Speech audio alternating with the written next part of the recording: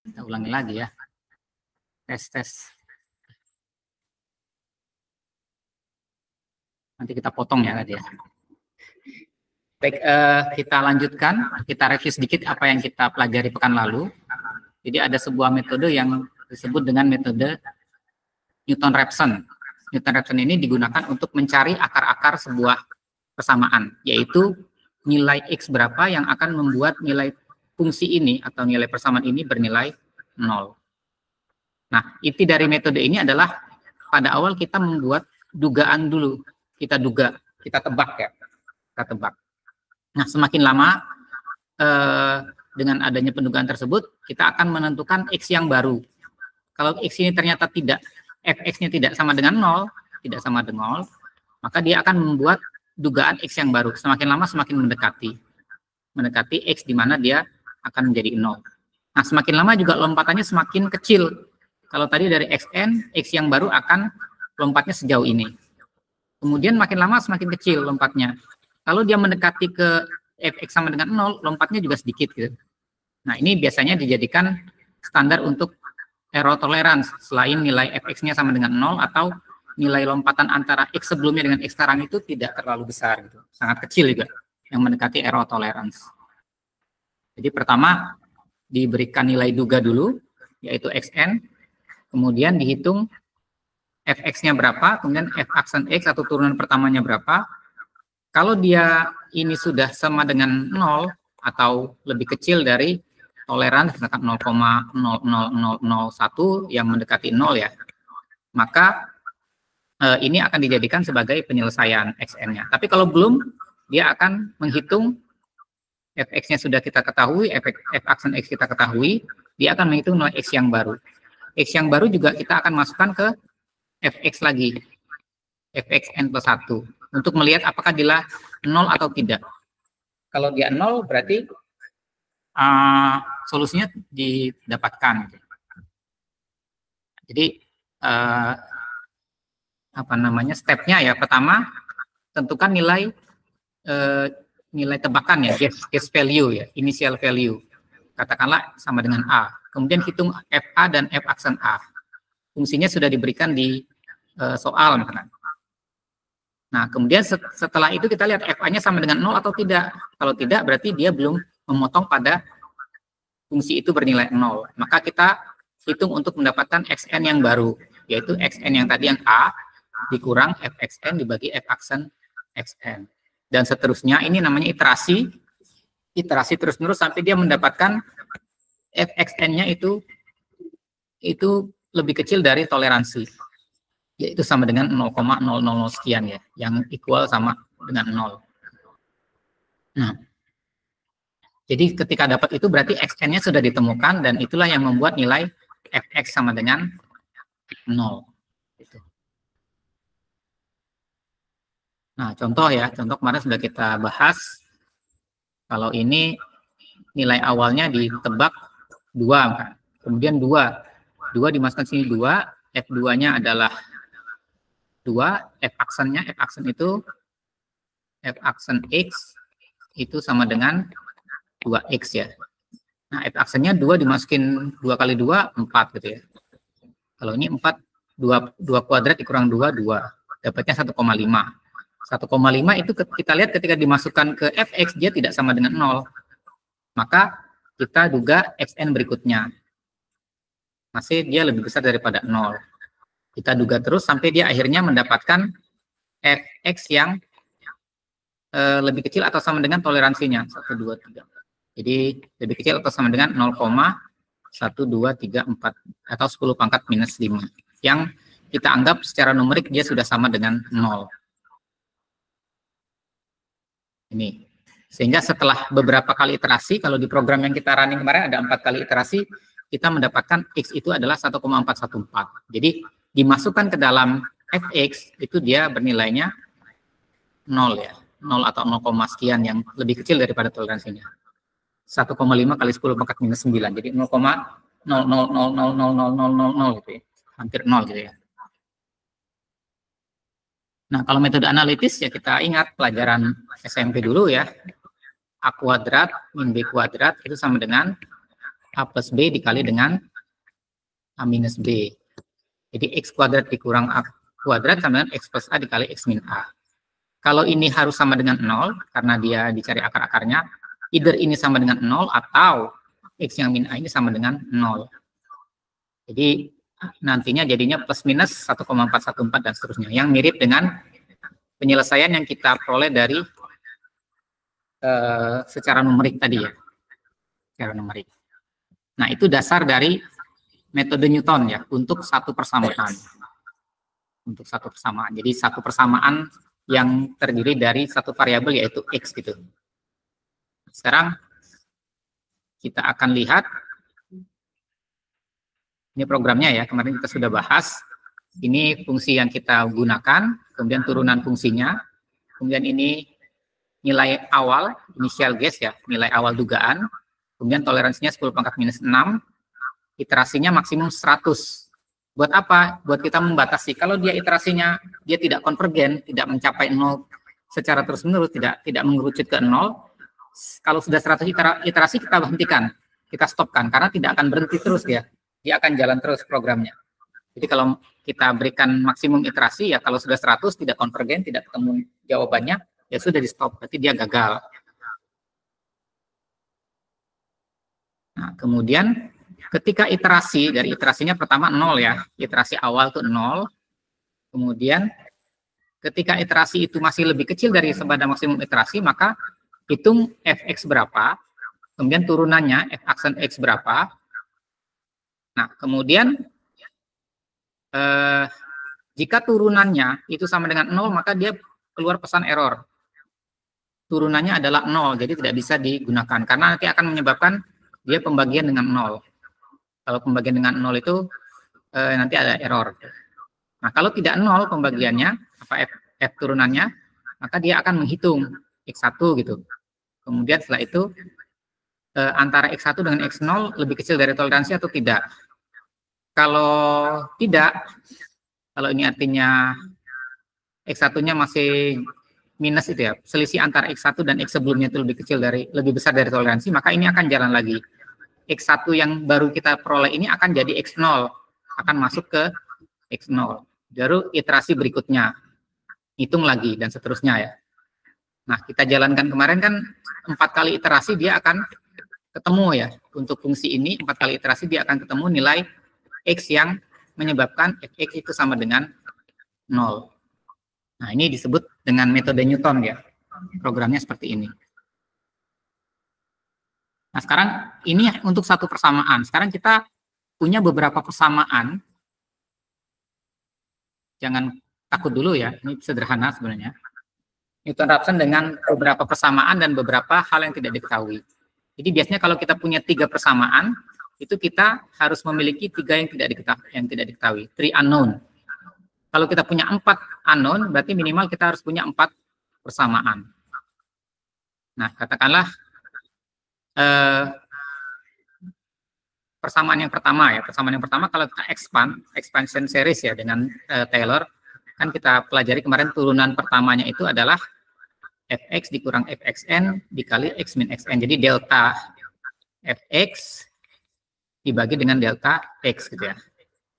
Nah, kita susun kembali, dapatnya fx itu kita pindahkan ini ke sini, ini dikalikan, jadi dikalikan, kemudian ini kita pindahkan ke sebelah kanan, dapat fx adalah fxn tambah f aksen x dikali x min xn.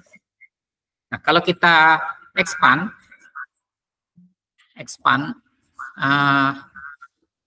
dia akan mendapatkan X yang dugaan pertama ditambah dengan turunannya dikali delta. Ini delta X1 dengan delta X yang menjadi dugaan. Kemudian sama yang untuk X2-nya, turunannya terhadap X2 dikalikan delta X2 dengan X2 dugaan sebelumnya. Kemudian juga turunannya terhadap X3 dikali dengan delta X3 dengan X3 yang dijadikan dugaan sebelumnya. Jadi kita harus menyediakan 3 variabel X1, X2, X3 ini nilai dugaan di awal.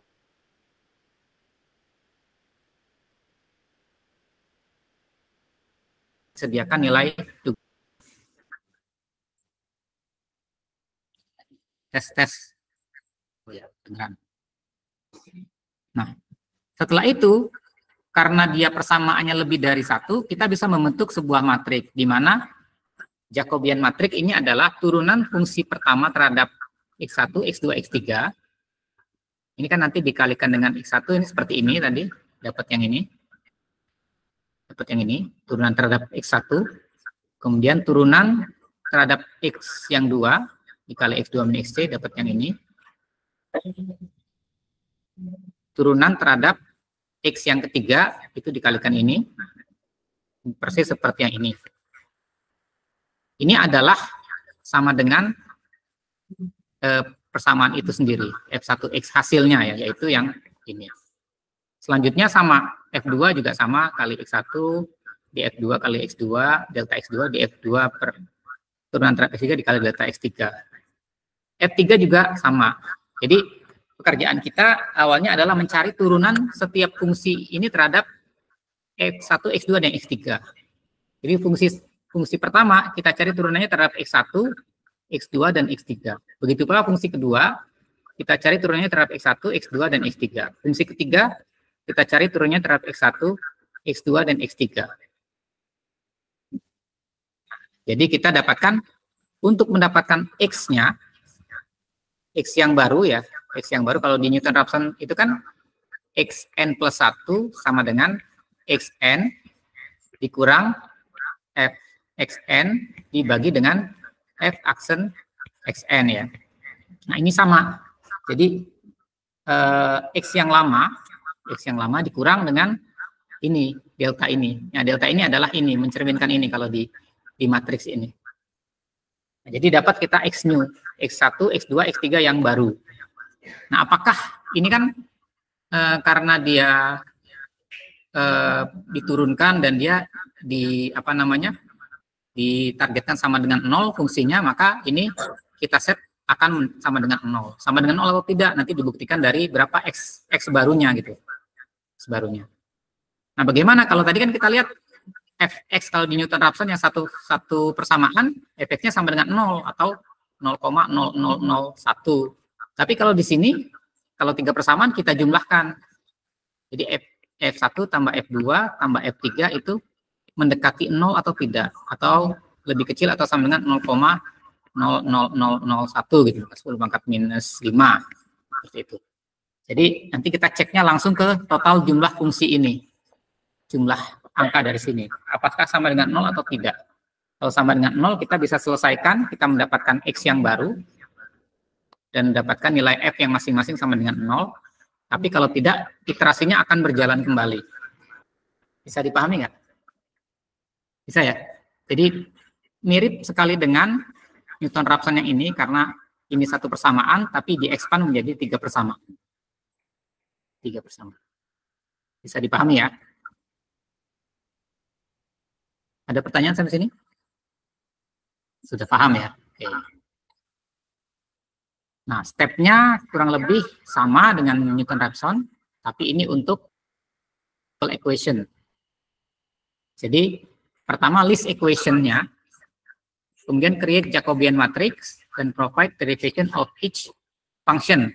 Turunan pertama terhadap X1, X2, X3. Masing-masing diturunkan terhadap X1, X2, X3 untuk mendapatkan Jacobian matrix ini. Di baris pertama, fungsi yang pertama diturunkan terhadap X1, X2, dan X3. Demikian juga di baris kedua, turunan fungsi yang kedua terhadap X1, terhadap X2, terhadap fungsi yang ketiga juga diturunkan terhadap X1, X2, dan X3.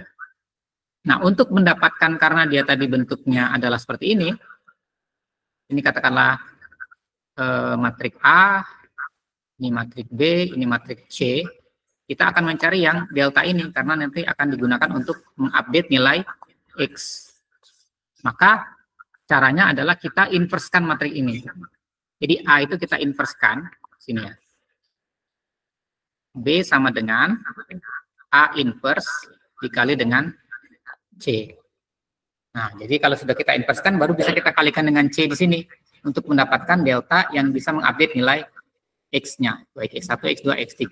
Sehingga di sini dituliskan setelah kita berikan nilai dugaan awal, X1 atau X2 atau X3, katakanlah kita namakan X1 old, X2 old, X3 old, maka kita menghitung matriks ini, kemudian kita inversekan, kemudian kita gunakan untuk menduga nilai X yang baru gitu.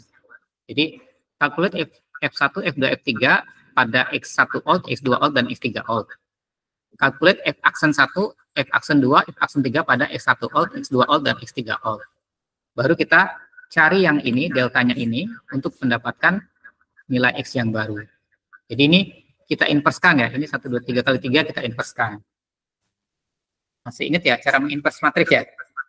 3 kali 3, 4 kali 4. Nah, dengan vektor ini, vektor yang kita dapatkan dari sini, kita gunakan untuk mengkalkulit atau menghitung nilai X yang baru. Jadi X yang lama dikurangin dengan ini, X2 dikurang dengan ini, X3 dikurang dengan, ini katakanlah delta X ya. X3 dikurang delta X3, X2 dikurang delta X2, X1 dikurang delta X2. Nah, kalau dia belum 0 di sini, dia belum 0 di F1, F2, F3, maka langkah ini diulang kembali. Langkah ketiga ini ya, dari langkah ketiga. Repeat step 3, ulang step 3 hingga dengan X1 yang baru itu menjadi X yang lama lagi ya, dugaan yang berikutnya. Nah, ini disebut iterasi ya, iterasi. Ketika belum dapat, kita iterasi lagi, hitung lagi, belum dapat, iterasi lagi, belum dapat, sampai dia dapat, itu iterasinya selesai. Artinya sudah memenuhi toleransi. Jumlah dari F ini sudah, F1, F2, F3 sudah mendekati dengan 0. Oke, sekarang kita bicara tentang aliran air di tanah ya, aliran air pada tanah yang jenuh air. Jadi tanah jenuh air itu, ini katakanlah ada kolam ya, ada akuarium gitu ya, kita isi tanah. Nah, semua pori-pori yang ada di tanah tersebut terisi dengan air. Jadi ada butir tanah, ada pori-porinya. Pori-pori itu terisi dengan air. Kalau ini tanahnya ya, tanah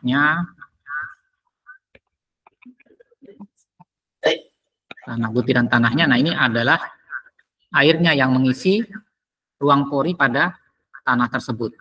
Nah, semua ruang porinya terisi dengan air. Maka dia bisa menghantarkan air pada, kalau ada air dikasih di sini ya, misalkan ini ada pembatas saringan gitu ya, di sini ada tanah, di sini ada pembatas luar, ini ada saringan juga, di sini kolom air ya, kita kasih air di sini dengan ketinggian ini, maka dia bisa mengalirkan air ke kolom air berikutnya. Artinya kalau kita kasih tinggi ini, dia akan bergerak ke air ini melalui pori-pori tanah tadi, akan ke kolom berikutnya. Jadi akan ada gradien perbedaan ya, gradien perbedaan tinggi air di kolom air pertama dan kolom air di ujung, yang akan menyebabkan kalau masih ada perbedaan gradien, maka dia akan mengalir terus sampai suatu saat mungkin di kolom air pertama dan kolom air yang di ujung itu tingginya sama, sehingga profilnya seperti ini. Nah, ini disebut dengan kondisi transien karena masih ada pergerakan, masih ada perubahan terhadap waktu. Yang ini ketika sudah tidak mengalir lagi, itu disebut dengan kondisi steady state. Pada kondisi ini tidak ada aliran lagi, karena sudah terhadap waktu dia 0 gitu. Turunan terhadap waktunya 0, karena posisinya sudah sama, tidak ada perbedaan ketinggian atau head air antara titik yang ujung dengan titik awal dengan titik ujungnya. Nah, kemarin kita bahas bahwa persamaan aliran air itu adalah, jadi kalau misalkan ya, ada satu volume kecil ya, volume kecil tanah gitu ya. Ini ada flux masuk, Q in, ini ada flux keluar, Q out. Perubahan jumlah air yang ada di sini akan ditentukan oleh berapa Q in dan berapa Q out. Ini katakanlah delta X ya. Jadi ini katakanlah ini kalau ini pakai head ya, ketinggian air di sini ya. Ketinggian air di sini terhadap waktu adalah Q in dikurang Q out dibagi dengan delta X. Kalau kita teruskan, Q in itu sendiri adalah K dikali dengan H, misalkan ada 3 titik ya, ini titik I-1, ini tengahnya titik I, ini titik I+1. Jadi ini yang pertama, HI-1 dikurang HI, HI-1 dikurang HI dibagi dengan delta X. Kemudian yang Q out-nya, K dikali HI dikurang HI+1. HI+1 dibagi dengan delta X. Jadi kalau kita kurangkan ini, nanti kita dapatnya K dikalikan dengan HI-1, karena ini dikurangkan ya, HI-1-nya ini minus, ini HI-1-nya, HI-nya ya, HI-nya di sini minus, HI-nya juga jadi minus lagi, minus 2 HI, kemudian yang ini jadi minus jadi plus ya, plus HI+1. Nah, karena ini ada delta X, di bawahnya sini ada delta X lagi, jadi delta X kuadrat. Ini kalau kita diskretisasi ya, diskretisasi jadi dipecah kecil-kecil menjadi bagian-bagian yang kecil gitu. Dengan jarak delta X. Nah, semakin lama delta X ini bisa kita tentukan semakin rapat gitu, sehingga hitungannya akan lebih akurat.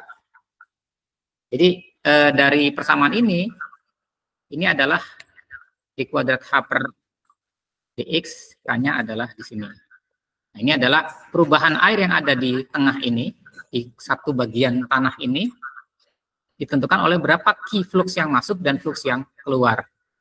Kalau kita diskretisasi, untuk kita perhitungan numerik, kita gunakan indeks ya, ini I-1, ini I, ini I+1. Karena nanti kalau kita diskretisasi banyak ya, seperti kita beberapa bagian delta X, kita akan selalu menemukan lokasi sebelumnya dan lokasi yang akan datang. Gitu.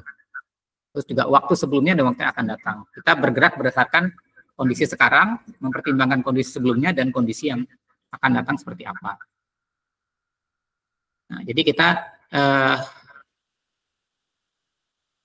ya, misalkan kita ada unit percobaan ya. Di sini dikasih kolom air setinggi ini, kemudian ini saturated, jenuh.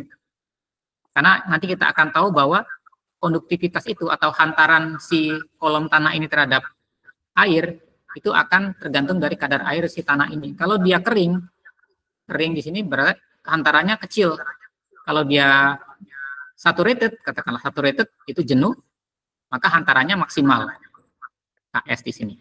Nah, kita bicara masalah yang saturated. Kalau yang unsaturated nanti akan lebih panjang pembahasannya ya. Pembahasannya lebih panjang. Mungkin tidak akan kita cover di kuliah ini. Nah, dengan adanya saturated itu dia punya saturated conductivity atau hantaran air yang konstan. Tidak berbeda-beda. Coba bayangkan kalau di sini saturated, di sini tidak saturated, nanti K-nya berubah. Begitu lewat sini dia K-nya berubah.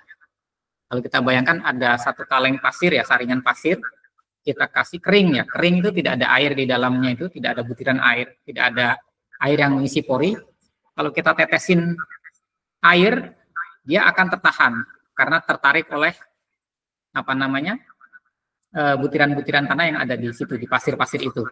Tapi kalau dia basah artinya butiran pori-pori semua terisi dengan air, maka kalau kita tetesin dia akan mengalir melalui pori-pori tadi untuk turun. Jadi itu perbedaan hantaran tanah terhadap air ketika kondisi kering dan ketika kondisi jenuh atau basah.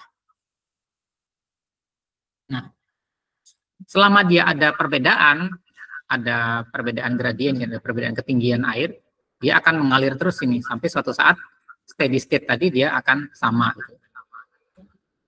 Nah, bagaimana kita melihat bagaimana perubahan aliran terhadap waktu di sini, ketinggian air di sini dan di sini, setiap waktu berapa? Nah, itu kita bisa pecahkan dengan numerical solution. Kalau sudah diferensial parsial, untuk memecahkan dengan analitik itu agak lebih repot ya.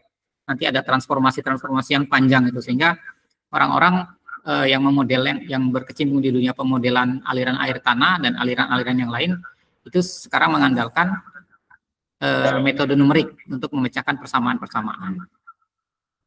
Nah, kita masih ingat metode numerik ya, kita diskretisasi, jadi delta H per delta T itu adalah H untuk titik itu, untuk titik yang ini ya, untuk titik ini, H untuk titik ini, pada waktu sebelumnya, pada waktu setelahnya dikurang waktu H sekarang.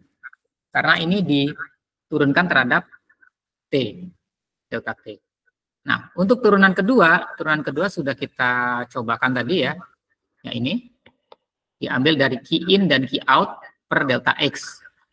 Nah, key in dan key out per delta X dapatnya H pada posisi sebelumnya untuk waktu yang akan datang, dikurang H pada posisi tengah. Ini katakanlah I-1, ini I plus 1. H pada posisi sebelumnya, H pada posisi tengah, pada posisi tanahnya, dan H pada posisi setelahnya. Perhatikan, indeks waktunya itu semuanya indeks waktu yang akan datang. Indeks waktu yang akan datang. Yang terjadi setelah ini gitu. Jadi kita sebenarnya kita tidak tahu, tapi dengan iterasi, nanti akan ada iterasi, kita akan mendapatkan waktu yang akan datang berapa. Itulah yang dilakukan oleh program numeriknya. Jadi seperti Newton-Raphson tadi, kita akan beriterasi untuk mendapatkan nilai yang akan datang. Jadi kita tidak menghitung seperti yang Euler kemarin, metode Euler, tapi kita membuat iterasi untuk menduga dari dugaan awal untuk menduga waktu yang akan datang. Nah, kalau persamaannya seperti ini berarti bisa digantikan dengan yang ini. Yang ini bisa digantikan dengan ini. Sehingga kalau kita jadikan, kita susun persamaannya, kita akan mendapat ini ya, HI N setelahnya dikurang N sekarang, dibagi delta T, dikali KH, HI-1 untuk N yang nanti, HI untuk N yang nanti, untuk waktu yang nanti, atau HI plus 1 dan HI plus 1 untuk N yang nanti dibagi dengan delta X kuadrat. Nah, sekarang kita susun ya, kita susun sehingga satu bagian ini berada pada satu sisi. Yaitu kita pindahkan ini ke sini. Ini, kita dapatkan F. Kalau ini adalah sebuah persamaan, satu bagian kita pindahkan ke sebelah kanan, berarti persamaan nanti akan bernilai 0. Ya, misalkan Y sama dengan 2X ya. 2X. Kalau X-nya sama dengan 3, Y-nya sama dengan 6 ya. Kalau saya pindahkan di sini, Y minus 2X sama dengan berapa? 0 kan? 0. Nah, ini kalau kita pindahkan sini, dia bernilai 0. Nah, nilai-nilai yang nanti akan kita cari sebagai akar-akarnya untuk mendapatkan berapa HI N plus 1, berapa HI min 1 N plus 1, dan HI N plus 1. Jadi kita akan mencari akar-akar, mencari H dengan membuat nilai F ini menjadi 0. Nah, kalau kita pisahkan berdasarkan posisi ya, posisi. Ini untuk posisi I plus 1. Ini koefisien untuk posisi I. Ini koefisien untuk posisi I min 1. Jadi ini I plus 1, I min 1, ini I plus 1. Ditambahkan sebuah konstanta ya, yang nilai H sebelumnya dibagi dengan delta T. Nah, kita tadi membentuk Jacobian matrix ya, yaitu kita turunkan nih, fungsi tersebut terhadap masing-masing X-nya. Tadi ada fungsi, ada HI min 1, HI, dan HI plus 1. Nah, itu kita turunkan terhadap HI min 1, HI, dan HI plus 1. Nah, kalau kita turunkan, misalkan ini sederhananya ya, F sama dengan AX1 tambah BX2 tambah CX3. Kalau kita turunkan DF per DX1, yang kita lihat kan hanya koefisien yang berkaitan dengan X1, yaitu sama dengan A, depannya ini. Kalau DF terhadap DX2, kita lihat yang X2, karena yang lain dianggap konstanta, jadi kita dapatnya B. Kalau DF terhadap DX3, itu yang kita lihat hanya yang kena dengan X3, yang lainnya dianggap konstanta, turunannya 0, jadi C. Jadi kalau kita lihat di sini, kita kelompokkan begini agar kita, kalau kita turunkan terhadap I plus 1, kita dapat nilainya ini, KH per delta X kuadrat. Kalau kita turunkan terhadap I, kita dapat yang ini sebagai konstanta, Kalau kita turunkan terhadap I-1, yang kita dapatkan adalah konstantanya ini. Nah, ini persamaan untuk diskretisasi atau persamaan governing equation untuk kita membuat metode numerik dengan menyelesaikannya dengan metode Newton tadi ya. Nah, pada kenyataannya, kalau kita mengambil satu delta X di sini ya, saya besarkan.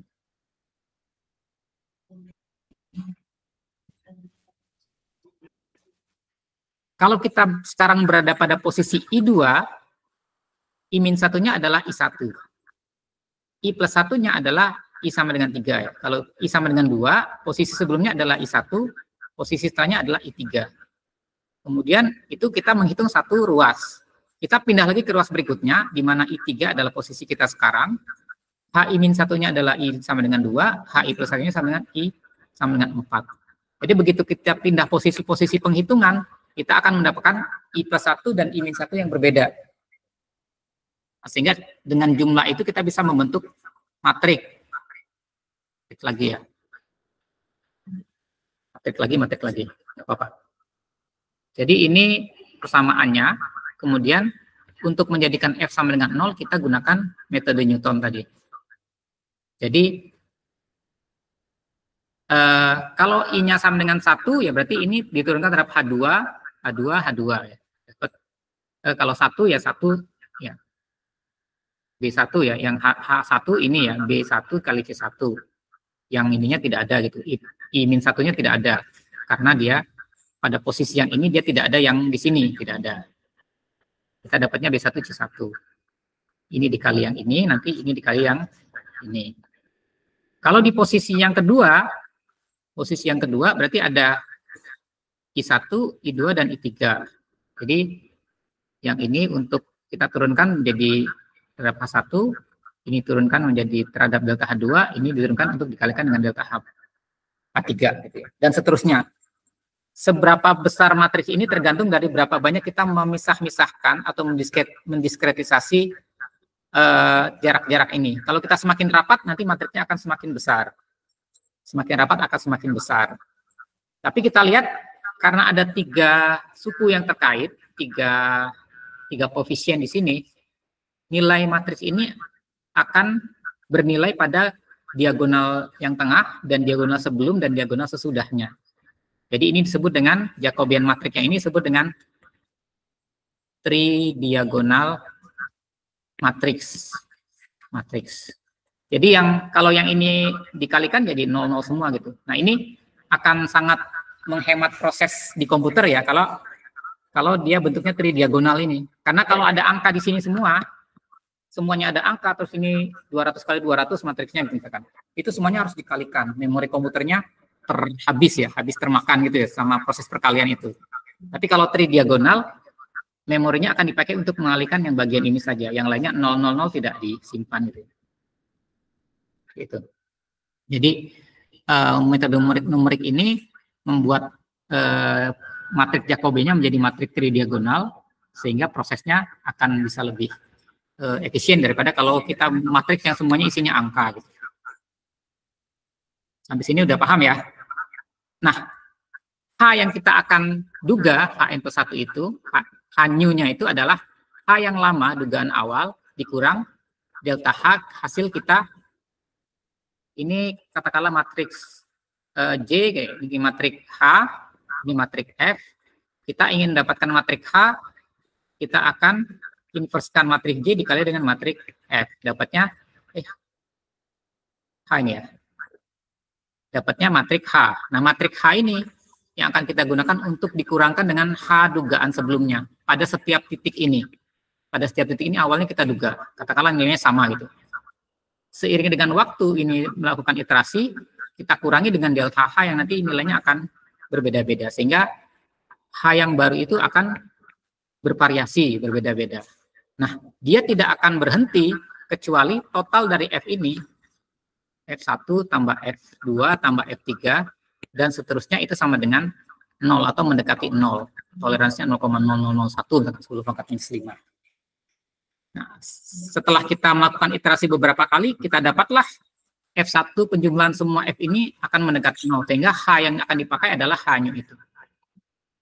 H waktu yang akan datang bisa kita duga dengan metode seperti ini, metode Newton. Bisa dipahami ya? Bisa ya? Bisa? Ya kira-kira begitulah. Sama seperti Newton-Raphson tapi diperbanyak gitu ya. Diperbanyak. Nah ini kalau kalian hitung manual akan sangat repot karena bukan kerjaan, ini bukan untuk kerjaan manusia ya. Tapi untuk kerjaannya komputer. Nah, bagaimana kita mencari apa namanya inverse matrix ini dengan dikalikan ini? Berarti kita harus inversekan kan? Ada tidak algoritma untuk menginverskan satu matriks yang 3 kali 3, 4 kali 4, 10 kali 10 gitu secara numerik gitu? Secara numerik ada atau tidak? Nah, ternyata ada ditemukan metode yang bisa menginverskan matriks tridiagonal yang disebut dengan Thomas algorithm. Mang Thomas ini. Untuk menyelesaikan matriks tridiagonal. Jadi satu persatu diselesaikan, nanti dapatnya XN ini dapat semua gitu. Ini juga bisa kita coding dengan program komputer ya. Katakanlah ini satu prosedur sendiri ya, katakan prosedur Thomas algorithm gitu. Nanti kita mendapatkan X1-nya, X1 sampai XN sekian gitu. Untuk kita jumlahkan atau kita kurangkan dengan X yang lama gitu ya, dugaan yang lama. Nah, apa bedanya?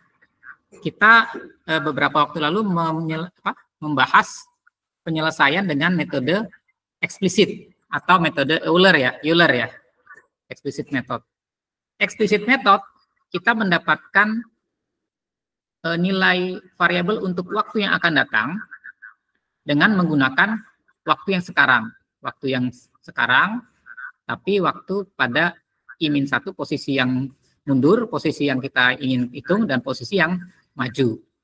Nah, ini kemarin kita lihat, kalau kita mengambil, kan ada syarat ya, delta T per delta X kuadrat, itu lebih kecil atau sama dengan 0,5. Sehingga nilai delta T-nya itu akan sangat kecil. Jadi untuk misalkan 0,001. Jadi untuk kita menghitung dari 0 sampai ke 1, kita akan punya 1/0,001, yaitu 1000. Jadi antara kita ngitung 0 sampai ke 1, kita perlu hitungan di sini. 1000 hitungan. Jadi lompat waktunya itu akan sangat kecil gitu. Sangat kecil sehingga ini akan lebih lama. Nah, tapi kalau kita menggunakan implisit, kita akan menebak tiga nilai yang akan datang dengan menggunakan satu nilai sebelumnya. Jadi kalau di sini kita menghitung, kalau di sini kita menebak. Kenapa menebak? Karena kita kasih nilai awal, kemudian dia iterasi, kemudian dapat nilai yang betul gitu ya. Kalau di sini ya nilai akan datang kita hitung dari nilai sekarang, n-nya n semua nih, bukan n+1. Dapatnya nilai yang akan datang. Beda dengan metode implisit, kita langsung mencari nilai n+1-nya, dengan nilai tebakan awal di nilai yang sekarang. Jadi dia karena dia iterasi, dia akan lebih cepat ya. Jadi lompatnya bisa 10 detik juga bisa, gitu. 1 detik bisa. Kalau ini, kalau kita ingin konvergen, ya harus 0,001 detik gitu. Kita akan punya angka yang banyak gitu. Akan sangat merepotkan ya untuk kita gambar grafiknya. Nah, sekarang bagaimana algoritma untuk menyelesaikannya? Yang pertama, buat diskretisasi untuk waktu dan jarak. Jadi delta X-nya itu berapa jaraknya, kemudian delta T-nya berapa jaraknya. Kemudian tentukan kondisi batas. Kondisi batas itu di batas-batas ujung-ujung ini tadi. Ini ya, batasnya itu di ujung ini dan di ujung ini.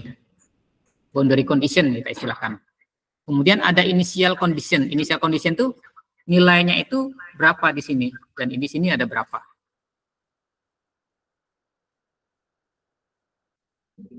Kemudian tulis fungsi hydraulic conductivity ya. K itu mungkin bisa merupakan fungsi dari kadar air tanah.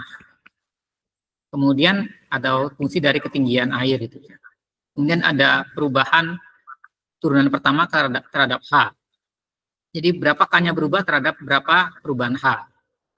Nah, karena di sini K saturated itu jenuh sama saja di semua lokasi, berarti bisa dibuat sama dengan 0 ya.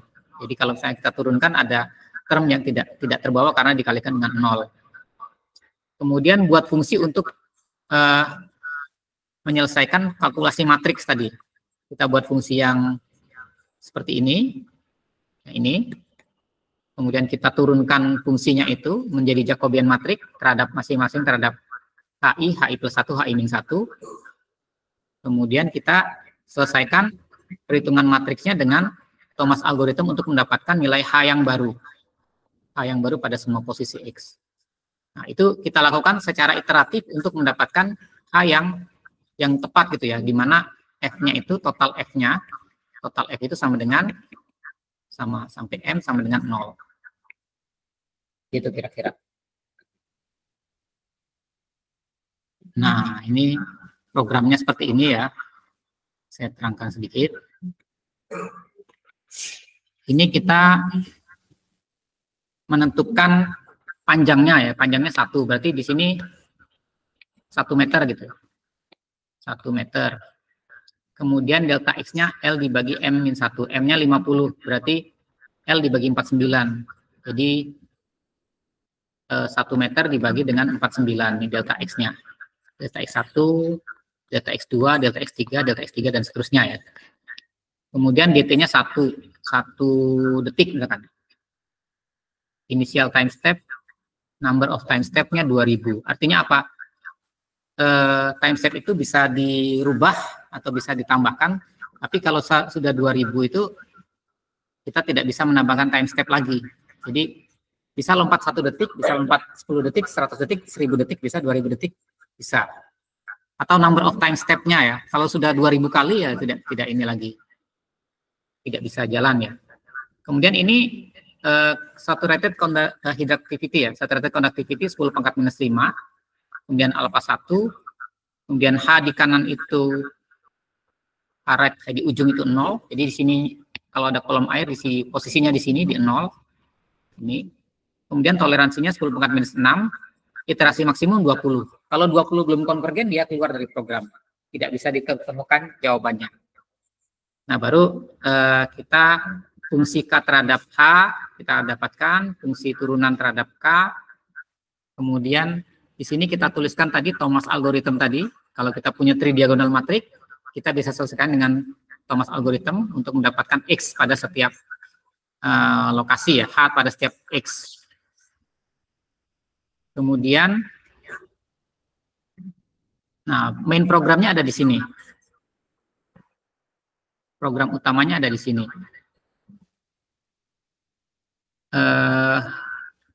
Ya, dijelaskannya nih. HM-1 sama dengan H right. H di paling kanan itu HM-1. Jadi pada kondisi ini sekarang HI-1, M-1 ya. M-1, nah ini sama dengan H yang paling kanan. Kemudian untuk setiap M, untuk setiap I dari 0 sampai M, untuk setiap I di sini, berikan nilai, coba ini, for I sama dengan 0 sampai I kurang dari N, dengan tambahkan, tuliskan nilai X-nya ya. X, ini untuk menulis, kalau file kita akan mengeluarkan file, ini ada X, X0, X1, X2, nama kolom ya, X3 dan seterusnya. Kemudian ini adalah H yang baru adalah H left, ini adalah boundary condition, batas di sini, batas di ujung sini. H left berapa sudah kita masukkan. H yang paling ujung sana boundary conditionnya H right ya. Ada nilainya tadi di sini. H left. Nanti kita masukkan ya. Kita lanjut saja dulu. Ini boundary condition. Kemudian iterasi. Iterasi itu kita menghitung ABC ini adalah turunan F itu terhadap HI-1, HI, dan HI plus 1. Jadi A ini nanti sebenarnya akan menempati posisi-posisi pada matriks yang kita sebut dengan matriks Jacobian tadi, tridiagonal matriks tadi. seperti A1, B1, A2, B2, A3, B3, C3, A4, B4, C4. Kalau kita gambarkan, dia akan membentuk matriks tridiagonal ini. Namun di sini tidak digambarkan ya, tidak digambarkan sebagai matriks, tapi disimpan sebagai angka-angka dengan indeks yang menunjukkan posisinya pada matriks tersebut. Nah, kalau sudah dapat matriks ini, kita akan menyelesaikan, ini ya, key in di key out tadi ya. Kita akan menyelesaikan persamaan itu, matriks tersebut dengan memanggil prosedur Thomas algorithm. Jadi semua ABC yang ada, yang sudah dihitung tadi dipanggil, kemudian dia akan mengeluarkan delta H. Delta H. Nah, setelah kita dapat delta H sebagai satu vektor, delta H ini akan digunakan untuk menduga H yang baru. Jadi di sini ditulis H new itu sama dengan H new juga. H new itu H out yang dimasukkan ke variabel H new. Dikurang, ditambah, atau ini minus ya, karena minus ditambah dengan vektor delta H. Nah, kita akan mendapatkan H new yang baru nilainya dengan kita tambahkan dengan atau kita kurangkan ya kalau di Newton yang tadi, kalau ini karena dia sudah negatif, kita tambahkan dengan delta H. Nah, apakah nilai ini sudah konvergen? Tergantung dari berapa selisih antara H ini, dengan H sebelumnya. Atau berapa nilai fungsi itu, total nilai fungsinya, apakah sudah 0 atau belum, itu menentukan dia konvergen atau tidak. Artinya kalau konvergen, semua jumlah itu atau semua selisih nilai H sekarang dan H yang akan datang itu sudah kecil dari toleransi, maka dia disebut sudah tercapai yang diinginkan. H yang new sudah kita peroleh. Artinya kita sudah bisa menghentikan program. Gitu ya. Program. Nah, baru prosedur berikutnya adalah menuliskan output throw to CSV file. Jadi kita mengeluarkan nilai yang sudah kita simpan tadi di program, di memori program, ke dalam file tadi, ke dalam satu file CSV yang nanti kita bisa baca, kita bisa bikin grafik. Baru setelah itu simulasi bisa kita selesaikan. Nah, jadi untuk mengeluarkan nilai itu ke dalam file kita perlu perintah ini. Fout nama filenya, kemudian nanti kita gunakan fout itu. Kalau kita ada fout, berarti kita sedang memasukkan sebuah nilai di memori ke dalam file CSV tadi.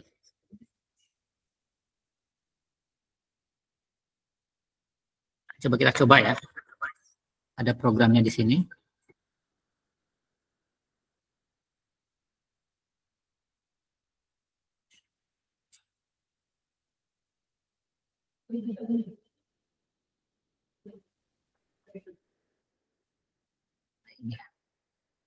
Nah, di sini ada program namanya subwater flow implicit gitu, metode implicit maksudnya.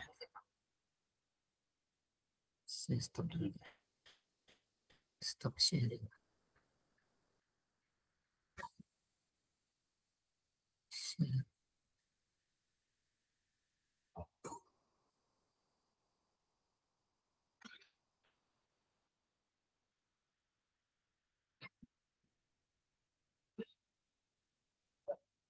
Kelihatan ya?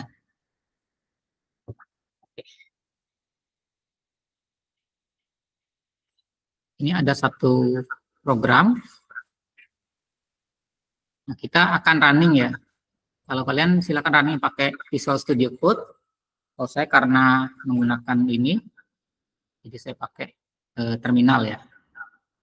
Jadi nama programnya adalah subwaterflow implicit CPP. Jadi saya akan running pakai C++ yang ada di sini dengan nama output file yang bisa executable-nya adalah implicit misalkan. Nanti saya akan running implicitnya, hasil yang sudah exe-nya itu.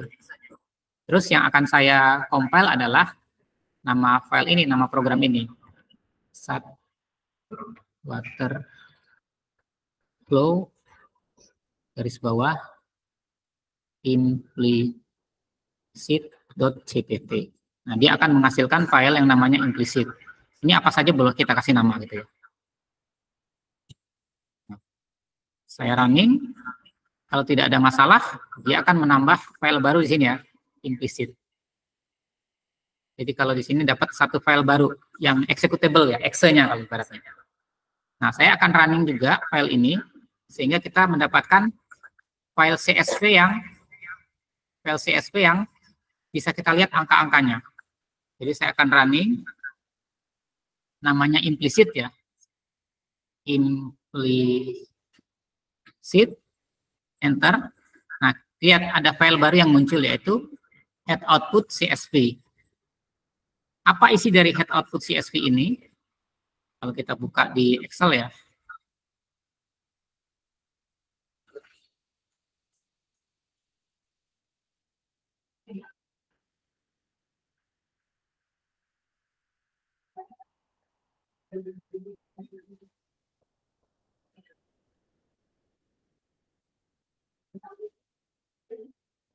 Adalah hasil hitungan dari penyelesaian program tadi. Nah, jadi kalau kita, bentar, saya akan stop sharing.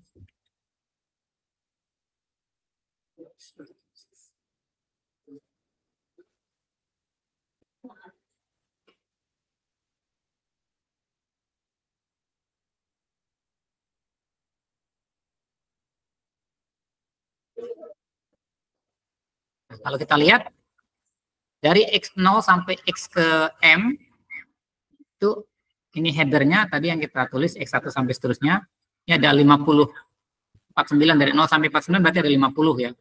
Nah, kemudian dari waktu 0, waktu 1, waktu 2, waktu 3 ini 1 detik. Bedakan kalau tadi yang metode eksplisit 0,001 detik, jadi sampai ke 1 detik itu ada 1000 hitungan ya. Ini 1 detik 1 hitungan. Nah, kita lihat awalnya di posisi paling kanan itu 1. Tapi karena dia mengalir, masing-masing akan bergerak ke sebelah kanan. Katakanlah pada saat kondisi T sama dengan 0, kita gambar grafiknya, insert,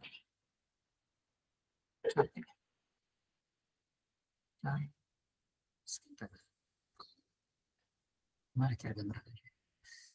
Ngambil X-nya gimana nih?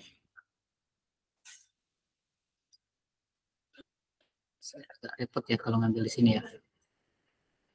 Atau gini saja, singkat cerita. Kita bisa gambar grafiknya ya, gambar grafiknya untuk tidak usah semuanya. Kalau semuanya nanti sampai berapa nih nilainya? Paling bawah itu nilainya 2000 ya, sampai 2000 detik gitu misalkan, sampai 2000 detik. Saya punya skrip untuk menganimasikan. Gitu. Nanti kalau kalian, nanti saya ada challenge, kalian silahkan kalau mau mengerjakan challenge, masuk ke grupnya, tapi tidak harus pakai animasi karena yang dikumpulkan bukan file ya, tapi laporan. Saya ada animasi ya, satu program yang dibuat dari Python untuk menganimasikan angka-angka yang banyak tadi.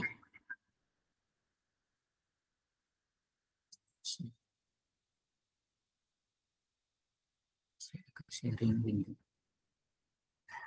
Screen.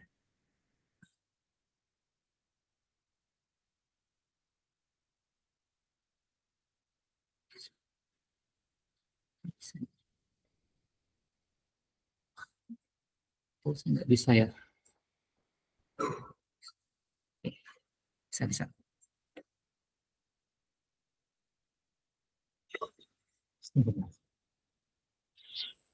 Ya.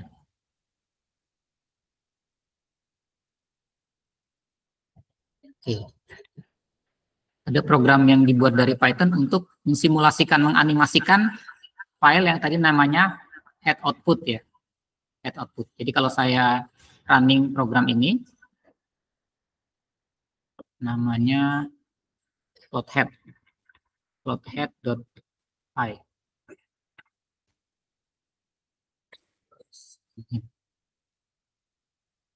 Nah, dia akan melihat pergerakan dari airnya. Tadi airnya di sini, yang di sini 0, maka dengan adanya konduksivitas hidrolik dia akan bergerak semakin lama semakin ke sana ya, ke kanan gitu ya. Dengan perbedaan gradien ya. Jadi ada perbedaan gradien, jadi dia lama-lama akan kelihatan pergerakannya nggak? Kelihatan ya pergerakannya. Nah, ini akan lebih cepat lagi kalau nilai konduktivitas hidroliknya kita ganti. Kalau di program tadi kan kita lihat kecepatan air itu mengalir itu adalah 10 pangkat minus 5. Biasanya meter per second ya. Jadi 1 detik itu 0,00005.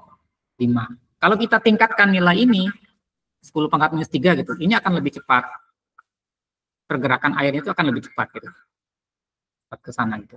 Nah, ini karena 10 pangkat minus 5 dia jadi akan lama gitu. Kalau kalian mengerjakan challenge-nya itu nanti tidak perlu pakai animasi, tapi yang ini aja, yang ini diplot pada detik pertama, detik ke 100 gitu, detik ke 500, detik ke 1000 gitu, atau detik dan detik ke 2000 gitu. Jadi nanti kelihatan profilnya akan berbeda-beda gitu. Tadinya di sini, nanti akan lama-lama seperti ini gitu.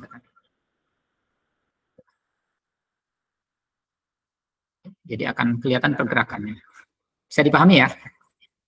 Bisa dipahami, kita tutup dulu ini programnya. Jadi paham ya apa yang dilakukan oleh program ini? Dia menghitung aliran, kemudian kita visualisasikan bagaimana pergerakan aliran. Nah, itu namanya kita melakukan simulasi.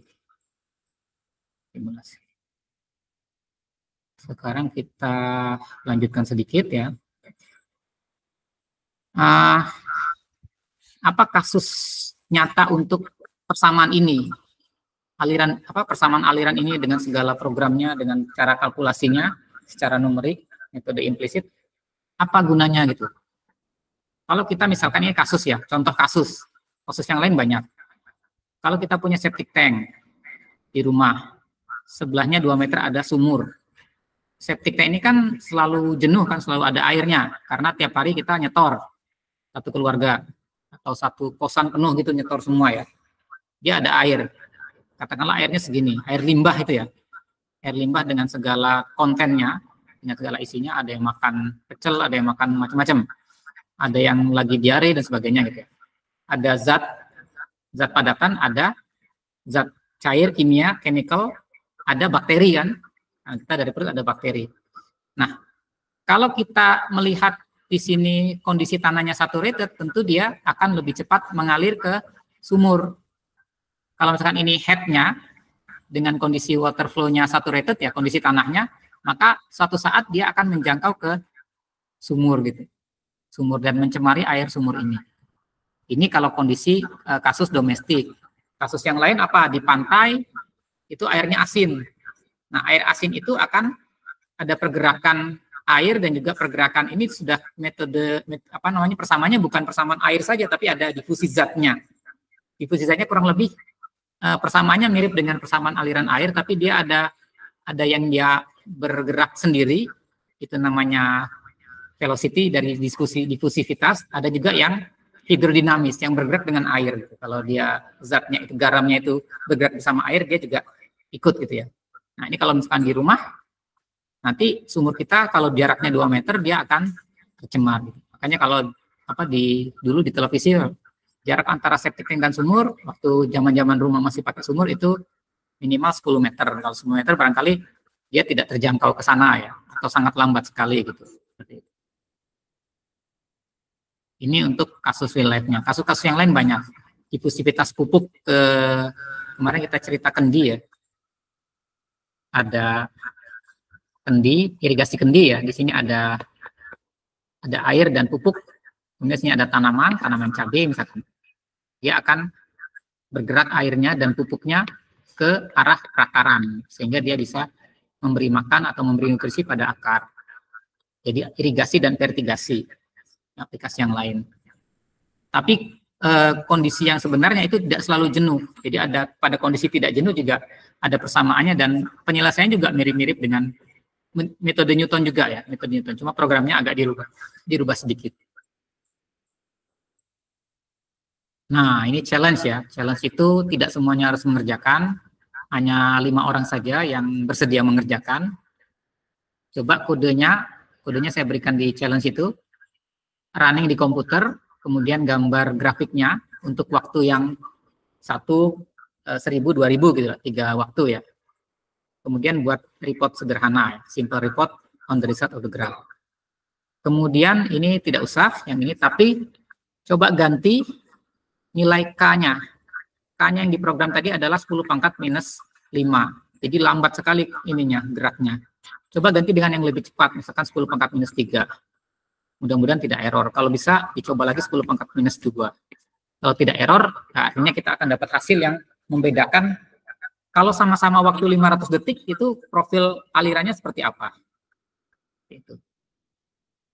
Jadi kira-kira begitu. Ada yang mau ditanyakan?